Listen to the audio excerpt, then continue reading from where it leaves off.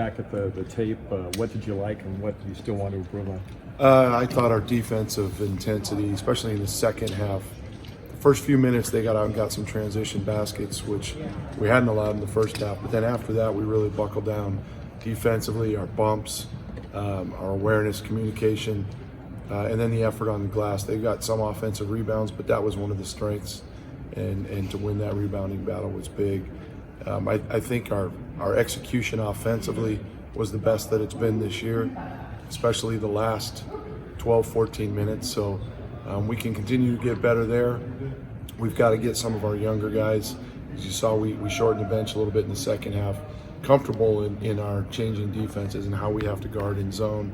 But they'll get that as we continue to work on it. And obviously experience come game time is key too to help with that improvement. So a lot still in front of us, but proud of the way our guys bounced back. Especially after losing that first one against Arizona State. What was the key to that? Because I mean, it'd be easy to say, "Oh, gee," and start struggling and continue. Is there anything particular about that? Or is it just, hey, this team realizes how important every game is and put the other one behind them? Yeah, we didn't make too big a deal of it. We got off to a good start against Arizona State. We gave credit to Arizona State. They shot it better than they had. I think we had a little bit to do with that. And it was just a heightened urgency, sense of urgency. We brought them in and practiced Friday. Some guys maybe were a little off guard with that, but got after it again on Saturday and put in the game plan, and I think the guys just bought into it and they responded. We didn't add anything, we didn't tweak anything. We just challenged them to come out, play the way we knew we were capable of playing, and they're the ones that set the tone and started to believe as that game went on, and then they ultimately shut the door. So a lot of credit to the guys' focus. Wayne, start fast in both the first and second halves like that, and in a way that you hadn't in certain games prior. I mean, how encouraging is that going into this rest of the Pac-12 season, knowing that performance is at least on the table, and we've never gotten off to a bad start. We've never, I don't think that I can remember, starting a game where we're down 14-4 or anything like that. We've always gotten out of the chute, but then it's a substitution here or there and momentum changes, or there's a little bit of fatigue, and we've had a couple of lulls offensively and defensively that have cost us at times. But all in all, our guys' focus has been there. We've gotten out of the gate like I mentioned. Now it's just got to be a more sustained effort over 40 minutes, I think. Wayne, was that one of the best performances a group you've had here has played since you've been here? Yeah, I mean, I think especially the last 8-10 minutes, it was, 49-49, and then next thing you know, it was a 20-point game.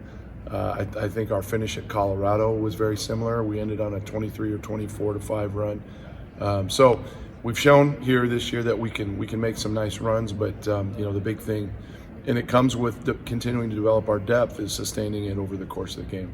This looks like this Pac-12 season can be pretty crazy. It's up for grabs, so now you got to go on the road to Washington.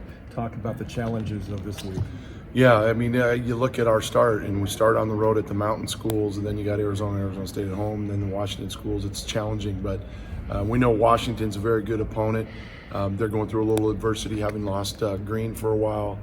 They've lost a few games here, but that's one of the tougher places to play in the Pac-12, and I know it'll be a bit of a hornet's nest on Thursday night, but we'll put a plan in place and get on up there and challenge our guys to come out and play the way we did the last time we were on the road, and again try to do it for 40 minutes and however long the game takes, and pull one out. We were awfully close last year, and I know our veterans are hoping to get up there and maybe get one this year, but it's going to be a challenge, but there's no choice. It's a challenge every week, it's a challenge every night, and we're just excited to be getting out there and having the opportunity to play again, and I know our guys will be hungry to represent the Beaver Nation and see what we can make happen. How much did that scout change with Green being out of the lineup? I mean, they haven't looked like the same team over the last couple of games. Yeah, they're playing guys that they haven't played much, and it's tough to make that transition, when you're early in conference play. But Coach Hop does a great job up there, and he's got some time now after getting back from that trip to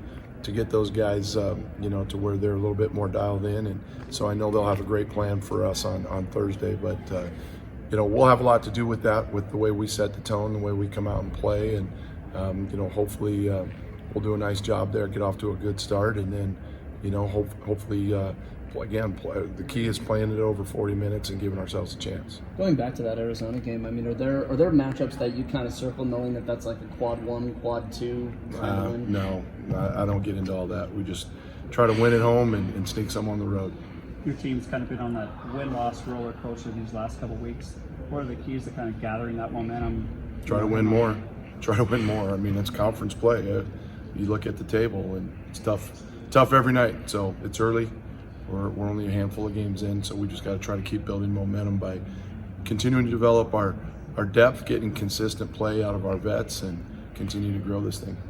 Coach, your How about offense, from this side? Your offense really found a rhythm in the second half, 51 points. And the thing I noticed, a lot of ball screens, not always directly into a pick and roll, but just a lot of ball screens. Not to give too much of your strategy away, but what is it about the offense and the ball screens that help kind of formulate good looks for you? Well, when the talent we feel we have, it's an advantage for us if we spread the floor, and we do that different ways. And then when you have someone as athletic as Kyler who can screen out on the floor and get to the rim quickly, it puts a lot of pressure on the D. So those are some of the things that we try to exploit. We really tried to emphasize getting turns of the ball. We got to the second, third side more than we had, and you look at your two main guys, and Ethan and Trace have 17 assists. They're also our 2 leading scorers in that game. They really stepped it up, and then we got great contributions from the other guys. Alfred Hollins, who you just spoke to, really busted out and had a good game for us.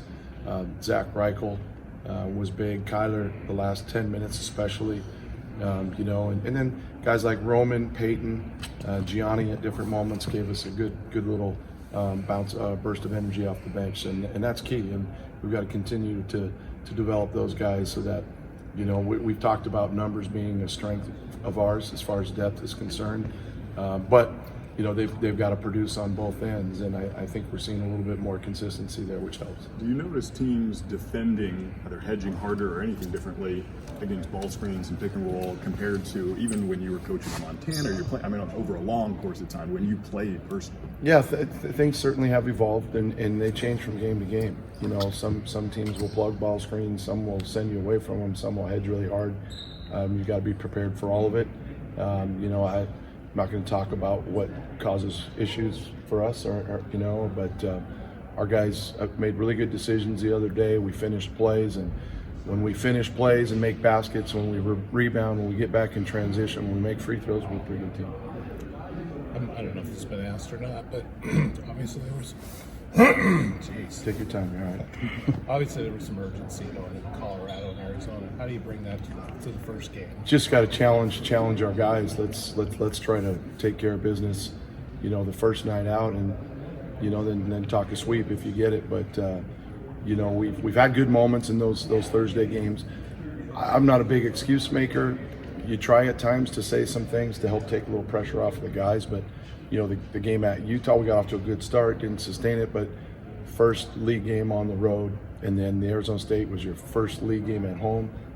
Maybe that had something to do with it.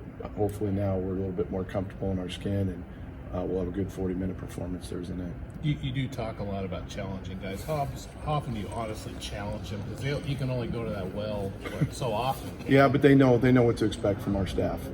We're always on top of them. We're very intense. We're demanding but fair, and it's almost like if you try to, as a staff, say, hey, let's really sit back and let the guys respond today. It's almost like you see them waiting for you to jump up and, hey, coach, we get after us today. But there's not a lot of that. I mean, we're pretty focused. We feel we've got a pretty good read at times of this team. Somebody asked me the other day, ready to go, and that's always a funny question when somebody comes by and says, you ready to go today? Should be, and this group's a little bit different for me to get a read on whether, some teams in the past, a lot of them I could tell you might have to rattle the walls a little bit in the pregame speech to get them going. This team, you can't tell if they're ready, and they haven't shown us that they've come out flat. I mean, again, we've never gotten jumped, knock on wood, to start a game. So I think the focus there is good, but the key is now to try to sustain it over the course of the game. Do you feel like your guys have been motivated by those conference losses, or as a group, do you just kind of put that behind and look forward? Hopefully they're motivated to look at the video and learn from it and the mistakes that cost us the game. Yeah, we certainly would hope that that's part of it for sure.